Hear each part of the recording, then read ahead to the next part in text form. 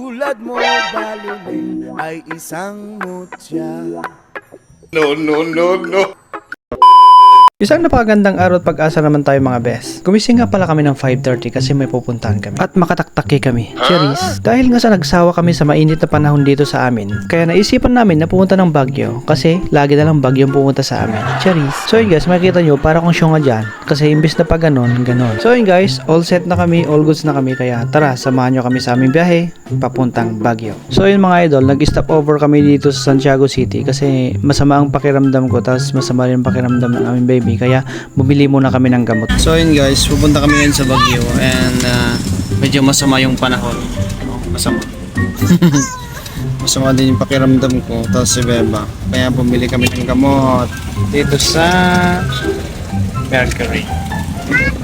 So yun mga lods, nadaanan din namin ang bayan ng Cordon. Dahil nga sa najutom kami mga bes, ay jumain muna kami. Ang ulam namin mga bes ay ang palaya, egg, and then hotdog. Nakita mo yung hotdog, ang liliit, parang anis mo lang. Cheers! Katapos nga namin kumain mga bes, lumargan na kami agad. So yun mga idol, nakarating na tayo sa Nueva Vizcaya at ang unang bayan ng Nueva Vizcaya is Chadi. So yun mga idol, kanina medyo masamang panahon pero ngayon medyo okay na. At medyo okay na din yung pakiramdam ko. 30 pala kami nagbiyahe kanina guys from Alfonso Lista, Ifugao. So ang estimated time namin na makarating sa Baguio, mga 2 o'clock to 3 o'clock ng hapon. Dahil sa maagang gising namin, ayun, nagsusuyab di taon. Buti pa mga kasama ko, sarap ng tulog. Charis. Nadaanan din namin ang bayan ng Solano. After ng Solano guys, is Bayongbang, Nueva Vizcaya. Dito pala ako nag-aral noon. Kaso, first sem nga lang. At nag-stop over din kami dito sa Bangbang kasi dadalawan namin ang napakit kong bayaw. Walang aawat kayo nang humusga guys kung talagang cute ang aking bayaw. Huwag kang lilingon bayaw, pang-aasim. Ay, lumingon nga. Ay, masipag pala guys, binabawi ko na. Alam nyo guys, seasonal kasi ang kapogian at kakita ng aking bayaw. Cheers! So yun mga idol, imbes na Santa Fe kami dadaan, dito lang kami sa Cayapa kasi mas malapit siya guys. So by the way pala mga guys, no, pupunta pala kami ng Baguio para maghanap ng boarding house. Siyempre, para malasap natin ang hangin ng Baguio guys and mag-relax naman kahit konti. Mag-review kasi yung kapatid ng asawa ko kaya maghanap kami ng boarding house doon. Sa November pa mag-start ang review ni Ading. Medyo nagahan na namin maghanap ng boarding house kasi sabi nila mas mahirap na maghanap ng boarding house kapag November or December. Kasi nga mga bes, dagsaan yun ng mga turista kaya ang ginagawa nila, ginagawang transient yung mga boarding house. Kaya imbis na ganun ang ginawa namin, ganun. Charis. Amo yung guys, apa yung kaya pa tinagan na kasi kaya pa. Ay, charis. Ang gulo.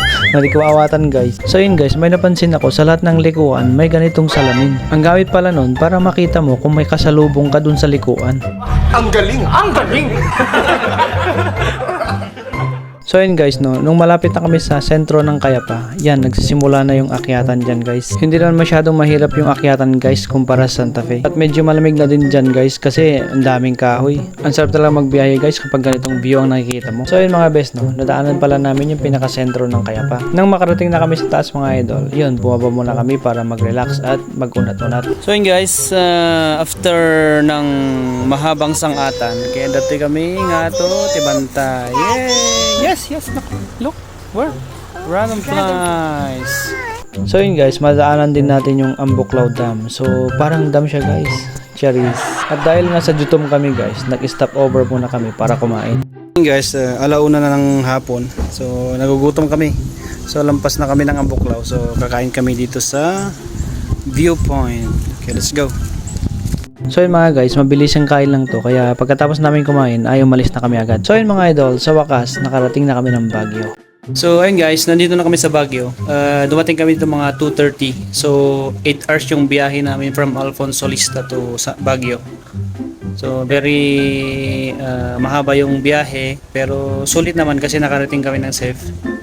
And then nag-transient kami kasi medyo mura. Ang hirap na mag-hotel, mahal. So check natin yung room namin. So yun guys, ito yung kwarto na nakuha namin. Maganda siya. Maganda rin ito sa mga magkakasama o family na pupunta dito. And then maganda rin ito sa mga nagtitipid na gaya namin. So yun mga idol, salamat muli sa pagsama and abangan nyo po yung part 2 namin dito sa Baguio.